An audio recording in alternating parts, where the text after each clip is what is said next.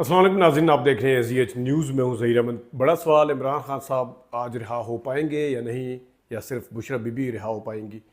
उससे बड़ा सवाल इस वक्त शहबाज शरीफ साहब ने क्यों ऑफ़र किया इमरान खान को, जबकि बाकी वज़रा जो कह रहे थे कि उनको अंदर रहना चाहिए, उनके साथ डील नहीं होनी चाहिए किसी किस्म की, तो शहबाज शरीफ साहब ने क्यों किया।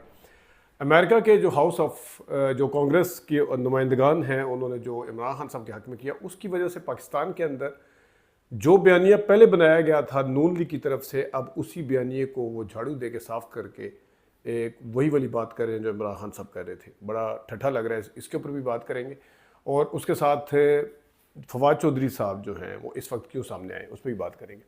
तो सबसे पहले इमरान खान साहब गो के और एक बात और कि ये जो ऑपरेशन अज़म इस्तेकाम है, अज़म इस्तेकाम, इससे क्या मुकर गई है इस वक्त इस्टेब्लिशमेंट और गवर्नमेंट, क्या पीछे हट गई है, क्या हुआ है, इसके ऊपर भी बात करेंगे। तो शुरू करते हैं इमरान खान साहब से।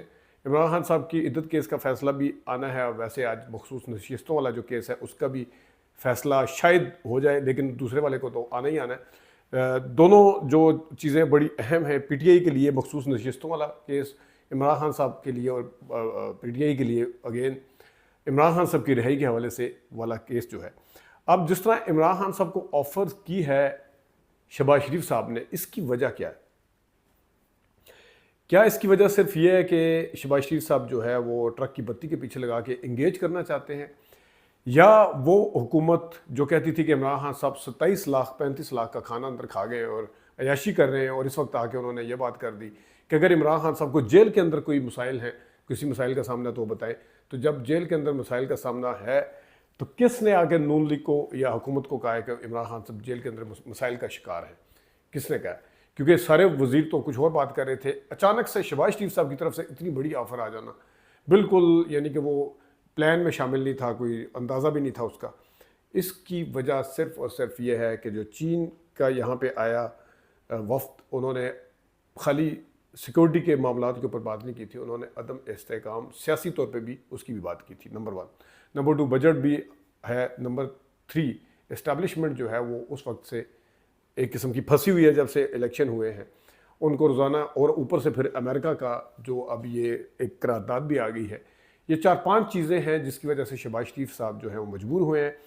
और मैंने पहले भी कहा था कि शेख रशीद साहब का सामने आना, फवाद चौधरी साहब का ये डॉट, फवाद चौधरी साहब अगरचे सेपरेट टॉपिक थे, लेकिन अगर इसके साथ शामिल कर लिया जाए, फवाद चौधरी साहब का भी एकदम से बिल्कुल खामोशी तोड़ के वॉइस ऑफ अमेरिका का इंटरव्यू देना, और सुना है कि आने वाले दिनों में और इंटरव्यूज भी देंगे वो, तो वो भी एक पूरी एक कहानी है उसके पीछे। ये जाहिर है जो शेख रशीद साहब किसी के कहने पे चुप थे, अब अगर वो बोल रहे हैं, क्या उनकी तरफ से ग्रीन सिग्नल मिला है?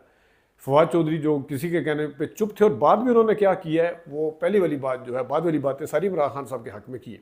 एक बात उन्होंने जो की है वो इस्टेब्लिशमेंट के हवाले से, कि वो जी मुझे बात नहीं माननी चाहिए था, ब्रिज का किरदार अदा करना चाहिए था, बीच में आ गया। तो सारे डॉट मिलाएं तो आपको पिक्चर जो है वो वाज़ह तौर पर तब्दील होती हुई नज़र आ रही है। मैं नहीं कहता कि जुमेरात वाले दिन इमरान खान साहब कोई रिहा हो जाएंगे या कुछ भी है, ज़ाहिर है उनके रिहाई अचानक जो है वो सब के लिए भी हैरान कुन हो सकती है, और फिर परेशान कुन उससे ज़्यादा हो सकती है। लेकिन मामलात जो हैं वो कंट्रोल में नहीं है।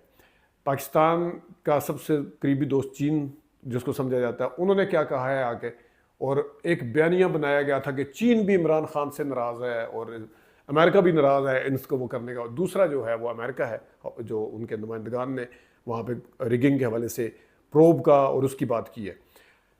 आज जो बयानिया इमरान खान साहब ने जो बयानिया बनाया कि अमेरिका ने हुकूमत गिराई थी, वही मुल्क अगर इमरान खान साहब के बयानिए पर आया तो ये किसकी कामयाबी है? यानी कि इमरान खान साहब के मौक़िफ़ पे आया, रिगिंग के हवाले से मैं बात कर रहा हूँ, तो ये कामयाबी किसकी है? नून लीग जो है वो इसको ट्विस्ट देने की कोशिश कर रही है नए, और बड़ी इलॉजिकल तरीके से वो ये कहने का, जैसा ख्वाजा आसिफ साहब ने कहा कि मुदाखलत है। इमरान खान साहब जब मुदाखलत कहते थे तो यहाँ पे बयानिया बनाया गया वो मुल्क है, वो बड़ा रिस्पॉन्सिबल मुल्क है, वो पाकिस्तान का बड़ा गहरा दोस्त है, वो शख्सियात के साथ दोस्ती नहीं होती, मुल्कों के साथ दोस्ती होती है। मुदाखलत की बात कहाँ से उठा के ले आए हैं? अब वही वाली बात जो है वो ख्वाजा आसिफ साहब कह रहे हैं कि मुदाखलत कर रहे हैं, और उनको हमारे इलेक्शन का पता नहीं है। जिस तरह वो वज़ीर ख़ारिजा ने भी, अपना दफ्तर ख़ारिजा ने भी एक अजीब सी बात की है वो भी, कि उन्होंने हमारे उसके पता नहीं है कि इलेक्शन कैसे होते हैं। तो कैसे होते हैं? क्या वहाँ पर धांधली होती है? ये बताना चाह रहे हैं आप कि इलेक्शन इस किस्म के होते हैं? तो ये जो एक मौक़िफ़ बनाने की कोशिश की जा रही है, एक नैरेटिव खड़ा करने की कोशिश की जा रही है कि इमरान खान साहब पता नहीं अमेरिका के वो लग गए या वो भाई अगर अमेरिका उस शख्सियत के हवाले से या उसकी जीतने की बात कर रहा है जो अमेरिका को तोलते रहे हैं लंबी लंबी, जो अमेरिका को सुनाते रहे हैं, और बकौल इस हुकूमत का अमेरिका इनसे खुश नहीं था, तो ऐसा क्या हुआ है कि अमेरिका ने अचानक एक कल्टी लिया, एक पलटा मारा? तो ये क्या रिगिंग के हवाले से इमरान खान साहब के मौक़िफ़ के ऊपर आना, अमेरिका का मौक़िफ़ पे आना, क्या ये पीटीए की शिकस्त है? आपको अकल मानती है इस चीज़ को? दूसरा जो एक और टॉपिक है वो है इस्टेब्लिशमेंट का, वो अदम इस्तेकाम, अज़्म इस्तेकाम वाला। अब जो GHQ वगैरह में मीटिंग हुई साफ़ियों की, उस हवाले से जब कहा गया कि ये अज़्म इस्तेकाम की बात हुई थी, ऑपरेशन की तो बात ही नहीं हुई थी, अब ये कहा जा रहा है। तो ऑपरेशन की बात अगर नहीं हुई थी तो इतने टीवी के ऊपर जब खबरें चली, बड़े बड़े डब्बे चले, वुज़रा ने आगे बता दिया कि ऑपरेशन, और वज़ीर आज़म ने कह दिया कि जितना फ़ंड चाहिए होगा हम इस ऑपरेशन के लिए देंगे, लेकिन हम उसको वो नहीं करेंगे, वो नहीं करेंगे। तो उस दिन तरदीद क्यों नहीं की गई कि ये तो बात ही नहीं हुई? उस दिन सामने क्यों नहीं आया गया? अली अमीन गंडापुर पर तो सारे कहते हैं कि वो 2 दिन बाद बोले, आप 4 दिन बाद आके इस तरह की अगर बातें इस तरह की हो रही हैं, ऑफ द रिकॉर्ड बेशक हो रही हैं, तो ये किस बुनियाद के ऊपर हो रही हैं? वो तो उन्हें फिर 2 दिन बाद समझ आई, तो आप लोगों को फिर 4 दिन बाद समझ आई।